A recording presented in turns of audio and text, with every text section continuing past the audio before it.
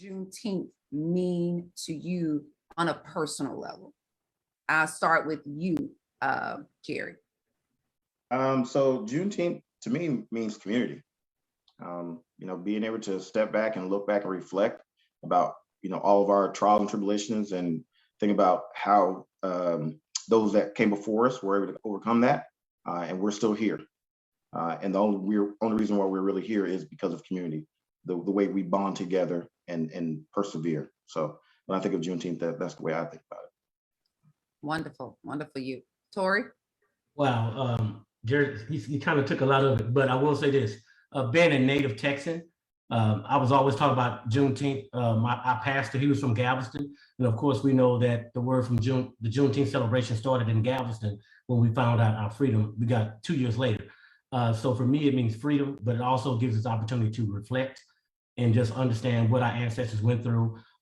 Getting the knowledge 2 years later, which was a tough scenario. They didn't even know they were free.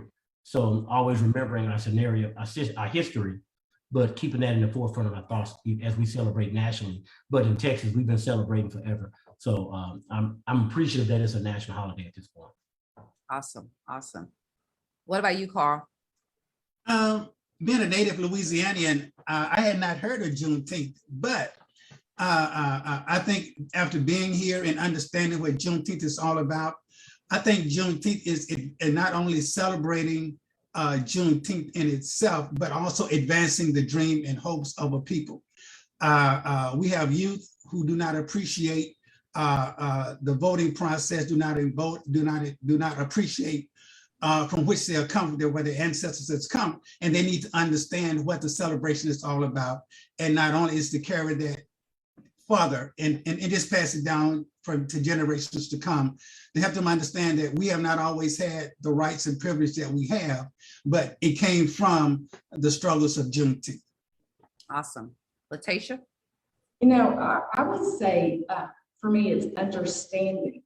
There's this conversation that happens, everybody discussing what it means, like just what we're doing here right now.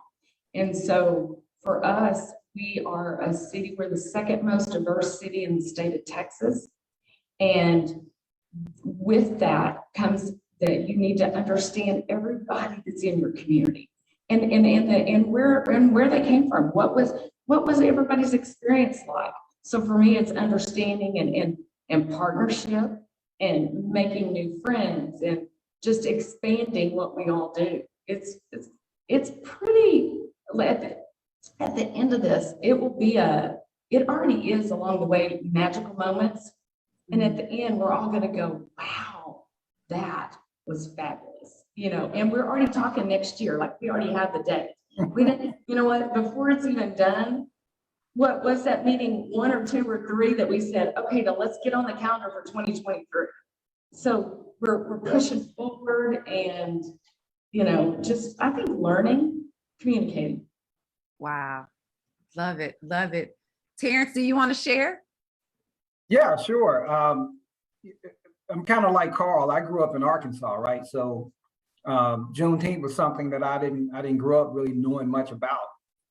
But I came to college in Houston, University of Houston, and so I began to learn about it back in my freshman, sophomore year. And then I remained in Texas, so I'm very much familiar with Juneteenth. But what it's come to mean for me, because I shared this on one of our other calls. While I was in college, I had a very prominent civil rights person come to U of H, and he was talking about Juneteenth. And he was being very critical of Juneteenth, to be honest with you. He felt like, why should the people be celebrating Juneteenth when you learn 2 years later that you were free? And that was a bad thing in his mind. But how I come to appreciate Juneteenth is I understand that even from in the Bible, there are a number of celebrations, jubilees that the Jewish people would have to commemorate and celebrate where they had been brought from. Come out of slavery and all the things they had endured.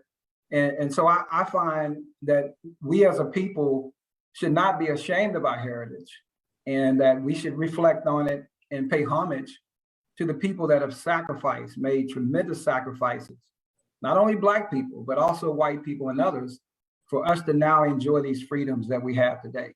I think too often we take it for granted, as a people. We don't really spend time, being grateful and appreciative of where we come from and where we are today.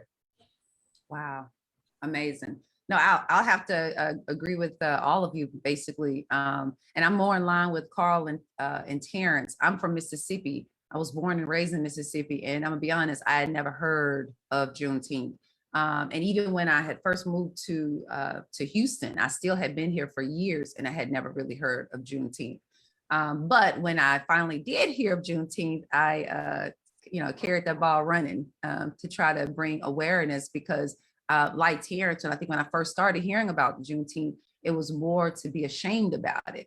And if you just kind of first listen to it, you might buy into that narrative, into that rhetoric, or into that reasoning. But I think that that's just not logical reasoning to feel that way, because I think it's about vision, right? If I could take everything of what everybody said, the freedom, the understanding, the growth, the expansion, but it's all about vision.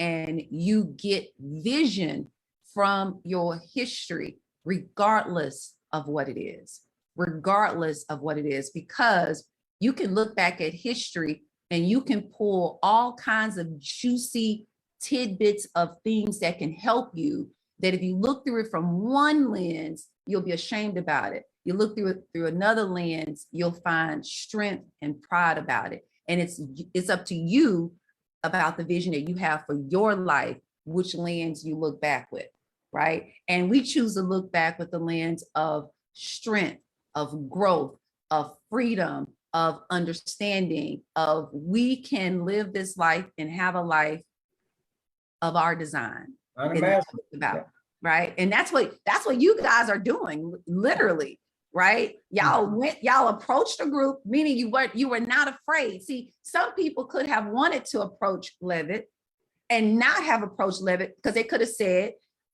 well, they ain't gonna give us no money. They ain't gonna give us no. They ain't letting us use their pavilion. They ain't gonna let us use that pavilion. You could have eliminated the opportunity before even trying. Yeah, absolutely. And I like the fact that, at least listen to what Latacia said. Y'all didn't just show up. Y'all showed up schooling them, right?